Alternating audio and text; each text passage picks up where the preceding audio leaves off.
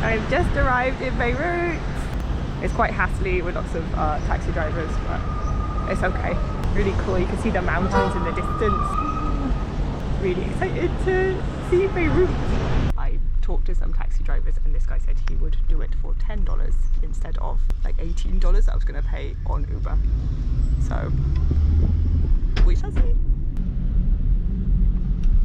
I saw that the south of Beirut is still dangerous to travel to because it could get bombed. So I was a bit nervous because the airport is in the south, but it seems fine.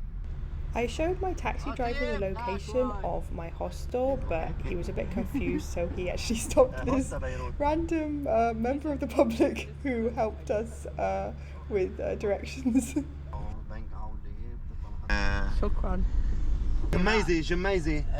So I saw on the map that there's a hospital really close, so I think he's going to drop me off there because he doesn't understand where the hostel is. I think we're getting close. I only have $10, like that's all the cash I have, so that is what I'm paying. Oh, perfect. Mumtaz. Shukran gida. Okay, according to my map it is a 7-minute walk. The reason why he was confused is because you can't actually get there by car. So that makes sense now.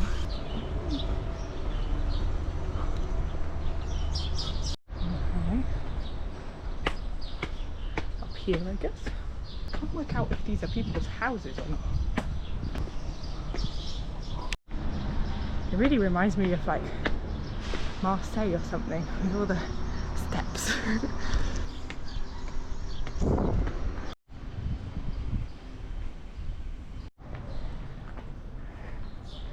I think this is the hostel, but I don't know how to get in.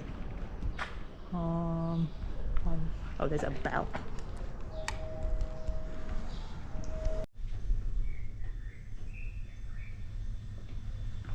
I just checked into my hostel. It's really nice and friendly. I talked to Gaida who works here, and she recommended some places for me to visit, somewhere for cheap food, and she said to go to the beach. She also says that there's like a new agey kind of festival on that she is working at and invited me to this evening, so that could be fun. So I'm just gonna go and get some food first and change my money because I don't have any money now. Apparently you can pay for most things in dollars here, but if you want to get the bus or something you need to use Lebanese currency, so I'm gonna get a mix because I want to get the bus. That's one of my main plans here, is to get the bus. I had to go to a few different currency exchange shops. They were all giving me very different prices. Some of them were real chances. One guy was like, I'll give you $200 for 200 British pounds, which is like ridiculous, but I think I got an okay rate. I have dollars now, that's good.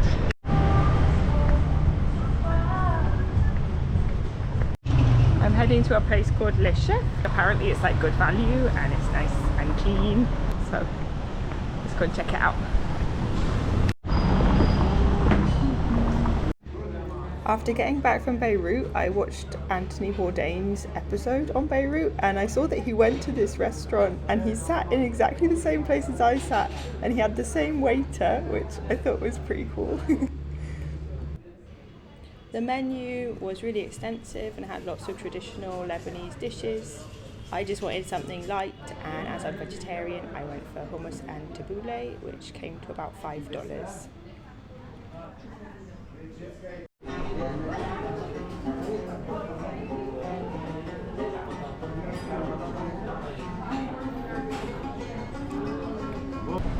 Oh, that was really lovely. It's cheap and fresh, and the waiter was very friendly. Even though I was sitting by myself, which sometimes can be weird, like in a restaurant when you're sitting by yourself, it felt really friendly.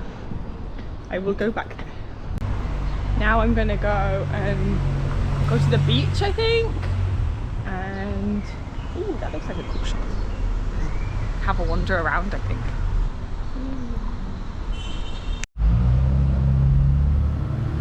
Something that's immediately noticeable here compared to Cairo is how the air is so much less dry, like it feels more humid, I guess. But I like that. It's not as dusty.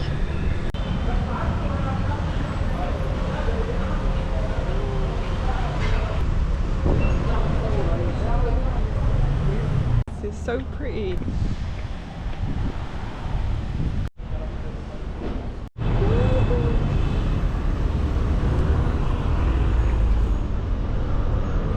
Have zebra crossings here. This is a nice change from Cairo.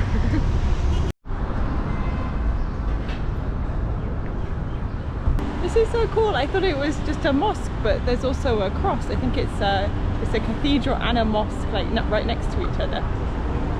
That's really wonderful.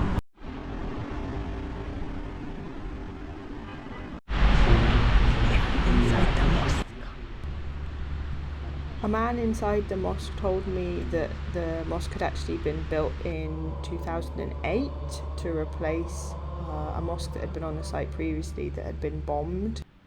I don't normally go for like new buildings that are pretending to be old, but there's something really beautiful about this mosque and what it represents.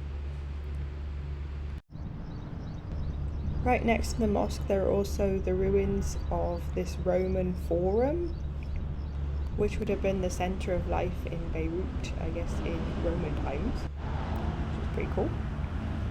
I saw this old telephone box. More history.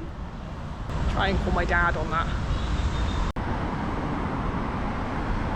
No, this feels like Spain or something. Or I guess actually lots of Spanish architecture has Arab influence, that's why. There are military around here, so I don't know whether this is like a government building. So it's pretty complicated and I don't pretend to understand it very well, but Beirut is split into different sections and they're each controlled by a different military. Some of them are Christian, some of them are Syrian, some of them are Hezbollah. I didn't take lots of pictures for obvious reasons. I actually met some people in my hostel who were detained by Hezbollah, so I was being very careful not to take any pictures or do anything silly. I just bought some water. It was £20,000, but I think that's like 20p, but it seems like a huge amount of money.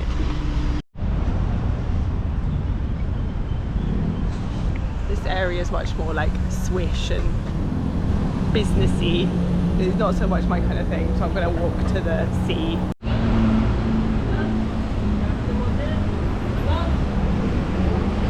I just got told off for filming some people cleaning some windows. I don't know why that was a problem.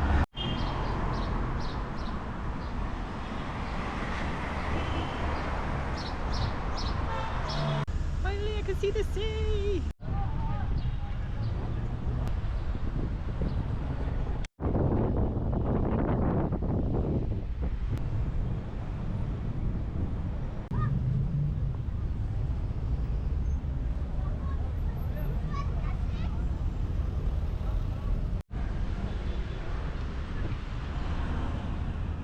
It looks fantastic.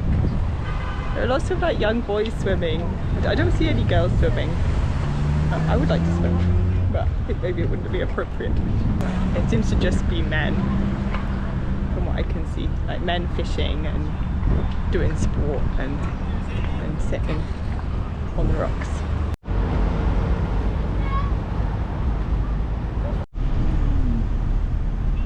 Going to Rawda Cafe, which is apparently the oldest coffee shop in Beirut. I was told that. I don't know if it's true. I will check. So I looked it up. I couldn't find anything saying it's the oldest coffee shop in Beirut, but it's definitely been around for over 100 years and lots of like famous people have hung out there, and it's held in great affection by a lot of Beiruti people.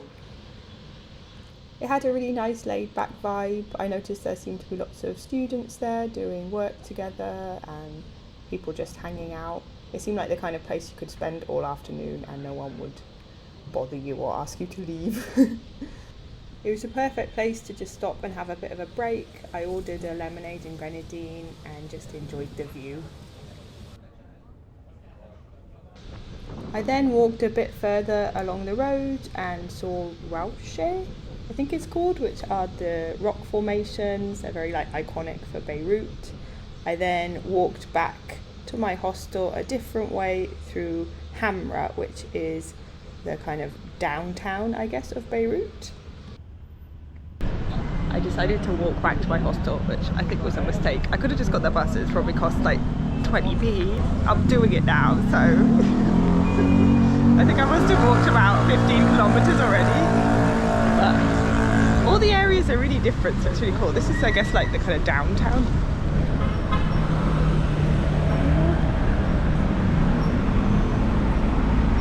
I was feeling pretty hungry at this point, so I decided to stop at this falafel shop and have my first Lebanese falafel. It was delicious. I don't know if it was just because I was really hungry, but it was fresh and it had some mint in it, and it was, yeah, just exactly what I needed.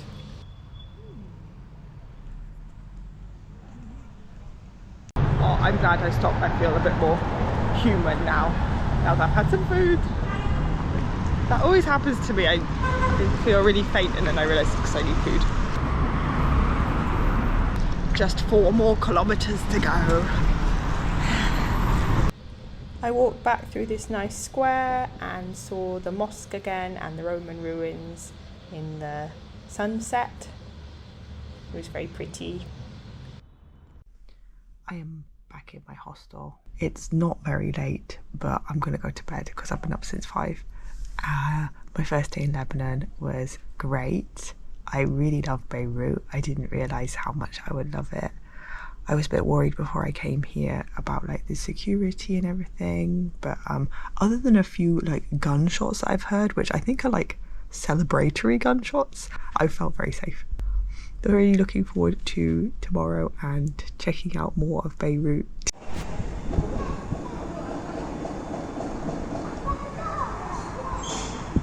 It's day 2 in Beirut. As usual, I don't know what I'm going to do today, but I want to get some breakfast, so I'm going to get some manouche, which I've had in Egypt. It's like flatbread with like za'atar and cheese and stuff. So I'm going to go find a local bakery. Hello, Awi.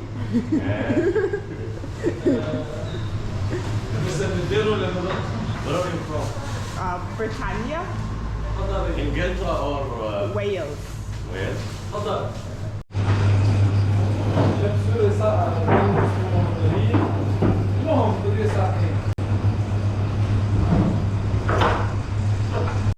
They were very friendly. Looks really good. It cost £150,000, which I think is like $1.50.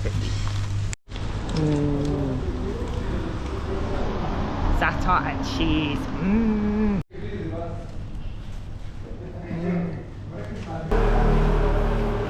That was really tasty and filling, and it didn't have too much cheese. It was more za'atar than cheese. But I would recommend as like a cheap breakfast option in Beirut. The guy was cute and he wanted to give me his Instagram, so I gave him my Instagram. So I saw that the National Museum is open today till 3, so I'm gonna go and walk there now. It's like a 30-minute walk and check it out.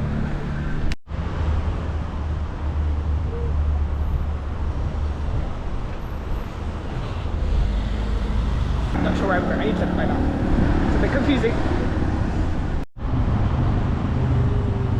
I really love that you can see the mountains all around the city. At night time last night, it was just like you see all the lights on all the hills. It's really beautiful. There are local elections here, I think tomorrow. So there are like posters everywhere for all the different candidates. Which I don't know what anyone stands for, but it's cool seeing the pictures.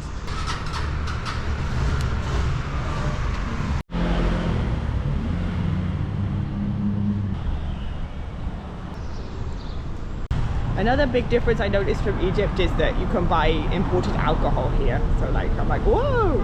Not that I drink lots, but just like, it's like, wow, you can buy different types of alcohol. You don't just buy one brand. Google Maps is taking me probably not the prettiest route, but I think it's the most direct. But it's still interesting. I like all the hodgepodge of architecture. I was stopped by this group of older men who were playing tavla or backgammon, and they wanted me to join in, and I practiced my bad French It was a nice moment, but then one of them kind of got a bit handsy and tried to kiss me, which was a shame, so I left. Just bumped into the very friendly old men playing tabli, who they spoke a bit of French, so I could speak a little bit to them. And then one of them kissed me, so I left. But it was fine. There are so many beautiful trees in Beirut. It feels like a very green city, at least the areas I went to, which makes such a difference. There seems to be a very complicated electrical situation here, like 500 wires for every house.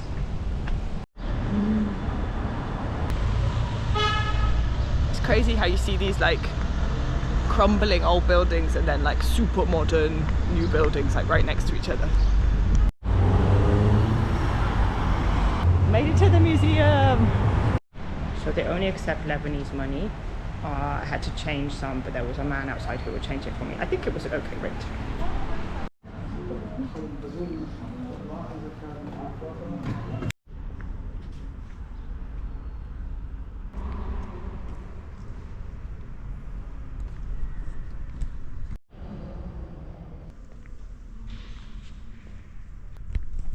So one of the plaques was saying that because of the relations between Egypt and Lebanon, Lebanon took lots of influence from Egyptian art and styles, which I didn't know about. It's really like a melting pot of so many different cultures. I'm not going to go into too much information about the museum. I would really recommend going there though, if you have the time, especially if you really like archaeology and ancient history. They have some really beautiful things. I'm now in the basement of the museum, which during the Civil War in the 70s to 90s, apparently the museum director and his wife hid a lot of things down here so they didn't get bombed, because the museum was right in the center of a lot of the bombing. So a lot of the reasons why lots of things have been preserved is because they hid things down here. There's this room full of mummies, but they have mummies of children, so I haven't filmed it because it feels insensitive.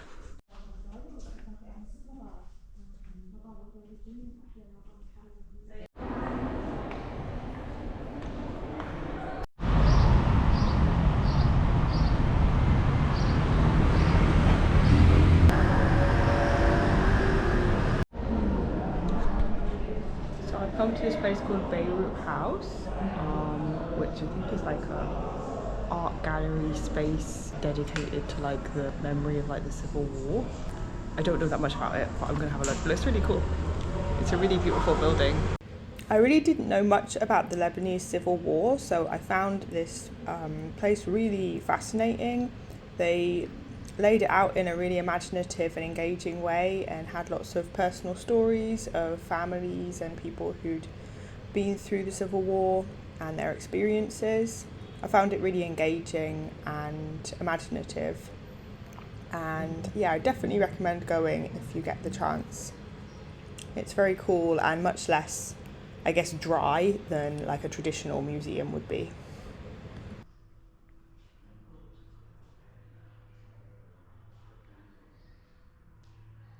The exhibition is actually very relevant to me because it's about travelling by bus in Beirut.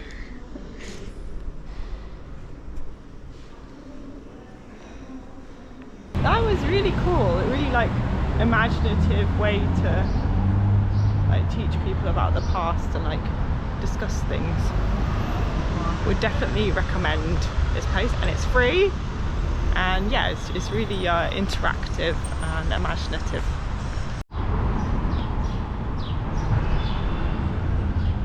There was a coffee shop I was recommended to go to. I'm also tired, so I don't know whether to go back to my hostel, but both take 40 minutes to walk to. There's a lot of walking. I wish there were more buses.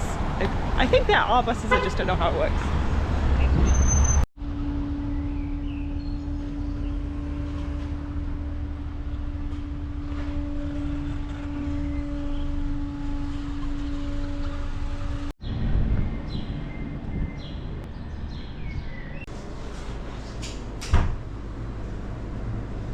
Beautiful. So I planned to go to this coffee shop, but then I passed this pie shop that looked really nice, so I decided to stop for a lemon pie.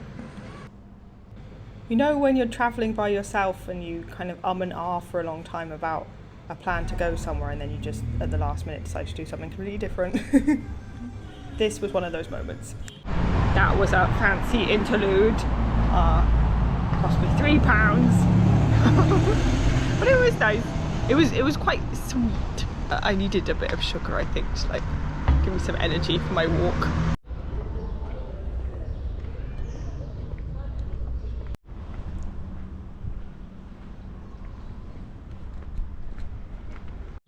I had quite an expensive lunch. That was $9, and then I just had the cake.